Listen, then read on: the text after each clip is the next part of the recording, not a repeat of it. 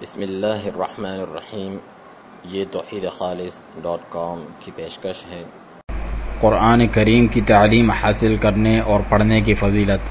سیدنا عقبہ بن عامر رضی اللہ عنہ سے روایت ہے کہ فرمایا، خرج رسول اللہ صلی اللہ علیہ وسلم ونحن فی الصفہ، ہم صفہ میں تھے کہ رسول اللہ صلی اللہ علیہ وسلم تشریف لائے، فقال، اور فرمایا، ایکم یحب ان یغدو کل یوم الى بطحان او الى العقیق فیأتی منہ بناقتین قوماوین فی غیر اثم ولا قطع رحم۔ تم میں سے کون پسند کرتا ہے کہ وہ روزانہ صبح سویرے بطحان یا عقیق کی طرف جائے اور وہاں سے بنا کسی گناہ میں یا قطع رحمی میں مبتلا ہوئے اونچے کوہان والی 2 اونٹنیاں لے آئے؟ فقلنا یا رسول اللہ نحب ذلک، ہم نے کہا یا رسول اللہ ہم یہ پسند کرتے ہیں۔